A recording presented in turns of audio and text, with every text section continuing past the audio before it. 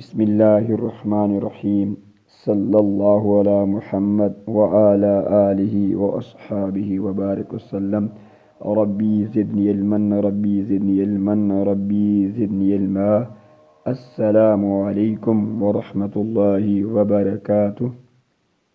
تیرے پاس کیا جواب ہوگا، تیرے پاس کیا جواب ہوگا اگر رب کریم نے تجھ سے پوچھ لیا، اگر رات کو تیل مہنگا ہو جاتا تھا تو صبح خوشی خوشی کو خرید لیتا تھا، تو وہ صبح کو تو خوشی خوشی خرید لیتا تھا، مگر جب استاد اپنی اجرت بڑھانے کا مطالبہ کرتا تھا مگر جب استاد اپنی اجرت بڑھانے کا مطالبہ کرتا تھا تو مہنگائی کا رونا روتا تھا، تو غربت اور مہنگائی کا رونا روتا تھا۔ اگر ہم دال چینی گھی کھاد سپرے اگر ہم دال چینی گھی کھاد سپرے پھل سبزی وغیرہ مہنگا ہونے پر خوشی خوشی خرید لیتے ہیں تو اساتذہ کی بھی اسی لحاظ سے اجرت بڑھانی ہوگی، کیونکہ اساتذہ کو بھی ان چیزوں کی ضرورت ہوتی ہے۔ اگر ایسا نہیں کرو گے تو تم ناانصاف اور ظالم کہلاؤ گے۔ مختصر یہ ہے، ایک صاحب کہتا ہے اگر پیٹرول 155 سے 325 روپے تک ہو سکتا ہے، وہ رس جو 2 روپے کا آتا تھا اب 10 روپے کا ہر کوئی لے رہا ہے، جو کاپی 5 کی آتی تھی اب وہ 20 کی آتی ہے، پہلے بجلی بل 300 روپے اب 2000 تک آ جاتا ہے، تو استاد کی تنخواہ 5000 سے 10,000 کیوں نہیں ہو سکتی؟ ایک بچے کی ماہانہ فیس 700 سے 1400 روپے کیوں نہیں ہو سکتی؟ جس دکان سے تم اپنی ضروریات زندگی خریدا کرتے ہو جس دکان سے تم اپنی ضروریات زندگی خریدا کرتے ہو وہیں سے استاد کی ذات بھی خریدا کرتی ہے۔ کیا قیمت بڑھنے سے استاد کو ہر چیز پہلی قیمت پہ یا مفت میں ملا کرتی ہے؟ کیا کوئی ذات مجھے جواب دے کر مطمئن کر سکتی ہے؟ کیا کوئی ذات جواب دے کر مجھ کو مطمئن کر سکتی ہے؟ ایک استاد کہتا ہے کہ جس تنخواہ سے میں 2 سال قبل 1 ماہ کا راشن لے لیتا تھا اب وہ مجھے 15 دن کا ہی ملتا ہے، میں کس طرح اپنے والدین اور بچوں کے حقوق پورے کروں؟ میں کس طرح اپنے والدین اور اپنے بچوں کے حقوق پورے کروں؟ میں کس طرح محنت و ایمانداری سے پڑھا سکوں؟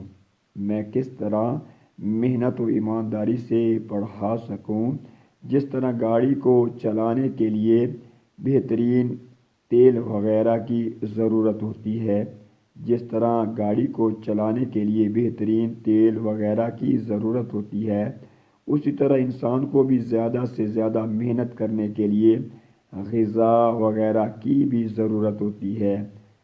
ایک کسان کہتا ہے کہ میری پیداوار 20 من جبکہ تیری 60 من ہے۔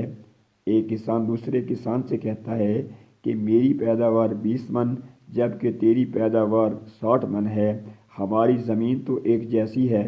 کہا کہ تو نے فصل کا حق وقت پہ ادا نہیں کیا ہوگا۔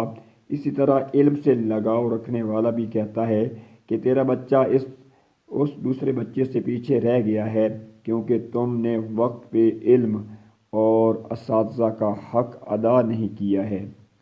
جس طرح تم اپنی فصل پہ خرچ کرتے ہو اسی طرح اپنی اولاد کی تعلیم و تربیت پہ خرچ کرو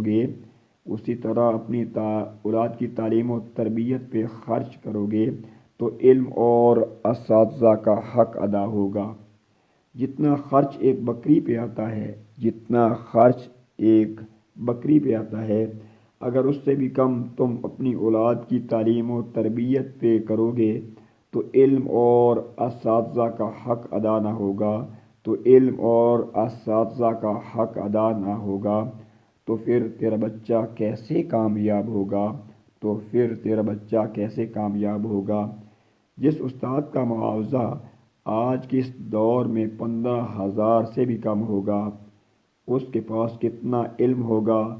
ذرا غور کرنا، کلاس میں اگر 35 بچے ہوں گے تو سارے اخراجات نکالنے کے بعد استاد کی تنخواہ کتنی ہوگی؟ تو تیری دی گئی فیس ہی بتا دے گی اس معاشرے سے اللہ پاک اتنا خوش ہوگا جتنا بہار کے موسم سے پھولوں کا باغ خوش ہوگا، جہاں پہ ہر کوئی پوری ایمانداری اور دیانتداری سے طالب علم اور اساتذہ کے حقوق ادا کرنے والا ہوگا۔ وہ معاشرہ اللہ کی گرفت میں ہوگا، اس لیے وہاں پہ ہر شخص افسردہ، دکھی اور تنگ دست ہوگا، جہاں پہ کوئی بھی نہ ہی علم کا، نہ ہی طالب علم کا اور نہ ہی اساتذہ کا قدردان ہوگا۔ ہر کوئی خدا کے نور اور نبیوں کی وراثت اور جانشینوں کی عظمت سے غافل اور انجان ہوگا۔